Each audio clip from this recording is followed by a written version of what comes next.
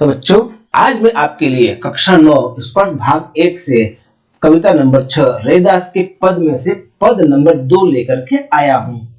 आइए सबसे पहले हम संत रैदास अर्थात रविदास का जीवन परिचय प्राप्त करते हैं। इनका जन्म 1377 उत्तर प्रदेश में बनारस के गोवर्धनपुर नामक गांव में हुआ था और इनकी मृत्यु 1528 में बनारस में ही हुई थी। और ऐसा कहा जाता है कि ये लगभग कम से कम 151 वर्ष तक जीवित रहे। और संत रैदास की जो जन्म जयंती है वह समग्र भारत में रविदास जयंती के रूप में हर्षोल्लास के साथ मनाया जाता है। और भारत के अधिकांश भूभागों में रैदास की जो मंदिर है उन मंदिरों को रविदास मंदिर के नाम से जाना जाता है। इनकी माता का नाम कलसी एवं पिता का नाम संतोख दास था। इनके माता पिता चमड़े का व्यापार करते थे अर्थात मोची का काम करते थे, इसलिए इन्हें चमार समुदाय में इनकी गिनती की जाती थी। और ये जो चमार समुदाय आज की तारीख में भारत के अधिकतर भूभागों में अछूत जाति के रूप में मानी जाती है।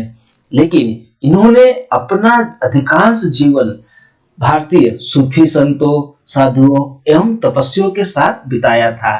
और इस प्रकार से एक ऐसी मान्यता है कि 12 वर्ष की आयु में ही इनका विवाह लूना देवी से हो गया था और आगे चल करके इन्हें एक पुत्र की प्राप्ति हुई थी जिसका नाम था विजयदास। आइए आज हम पढ़ने जा रहे हैं रैदास के पद में से पद नंबर 2। रैदास कहते हैं, ऐसी लाल तुझ बिनु कौन करे, गरीब निवाजू गुसैया मेरा माथे छत्रु धरे, जाके छोटी जगत को लागे तापर तू ही डरे, नीचे हूँ ऊंच करे मेरा गोविंदु काहिक ते न डरे, नाम देव कबीर तिलोचन सदना सेन उतरे, कहीं रविदासु सुनहि रे संतहु हरि जीवते सबे सरे। ऐसी लाल तुझ बिन कौन करे। यहाँ पर संत रविदास कहते हैं कि इस प्रकार का प्रेम तुम्हारे अलावा और कौन कर सकता है, क्योंकि मनुष्य जाति है वो तो बहुत भेदभाव करती है, लेकिन जो भगवान है इनके जो आराध्य देव है वे आराध्य देव इनसे किसी प्रकार का भेदभाव नहीं रखते हैं। भले चमार जात के थे तो क्या हुआ, लेकिन आराध्य देव जो उनके हैं भगवान एक समान जैसी कृपा दृष्टि बनाए रखी है। गरीब निवाजू गुसैया मेरा माथे शत्रु धरे। गरीब निवाजू इनके जो आराध्य देव हैं वो आराध्य देव गरीबों का कल्याण करने वाले ऐसे भगवान हैं और इनकी कृपा दृष्टि हमेशा मेरे सिर पर बनी रहती है। मेरा माथे छत्रु धरे, इसका अर्थ है कि मेरे सिर पर जिस प्रकार से एक राजा अथवा एक भगवान के सिर पर मुकुट रहता है, ठीक उसी प्रकार से जो मुकुट है वह मेरे सिर पर हमेशा बना रहता है। जाके छोटी जगत को लागे तापर तू ही डरे, जिसके छूने से जगत अछूत हो जाता है तापर तू ही डरे, ऐसे व्यक्तियों पर तू ही कृपा दृष्टि बनाए रखता है। नीचे हूँ उच्च करे मेरा गोविंदु काहू ते न डरे, नाम देव कबीर तिलोचन सदना सेन उतरे।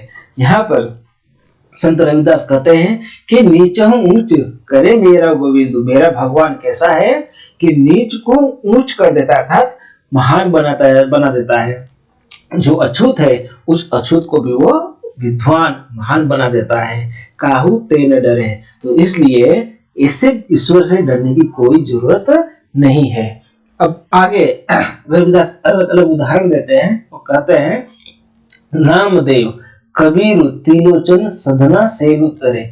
ये जितने भी नाम दिए गए हैं ये सब के सब अछूत जाति के थे, लेकिन इन्होंने भगवान की ऐसी भक्ति की कि जिनका कल्याण हो गया। सबसे पहले नाम दिया है इन्होंने नामदेव। नामदेव जो थे महाराष्ट्र में एक प्रसिद्ध संत थे जिन्होंने मराठी और हिंदी में दोनों भाषाओं में रचना की थी और ये भी एक निज जात के थे।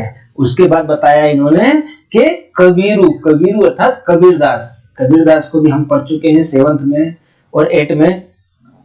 त्रिलोचन अर्थात त्रिलोचन, त्रिलोचन भी निज जात के थे, एक प्रसिद्ध वैष्णव आचार्य थे जो ज्ञान देव और नामदेव के गुरु थे, त्रिलोचन। और यहाँ बताया गया है कि सधना, सधना भी एक उच्च कोटि के संत थे जो नामदेव के समकालीन माने जाते हैं, अर्थात वही लगभग 15वीं या 14वीं शताब्दी के आसपास के माने जाते हैं, लेकिन ये भी निज जात के थे। और सेन अर्थात सेन जी, भक्त सेन जी, ये भी एक प्रसिद्ध संत है आदि गुरु ग्रंथ साहब में संग्रहित पद के आधार पर इन्हें रामानंद का समकालीन माना जाता है।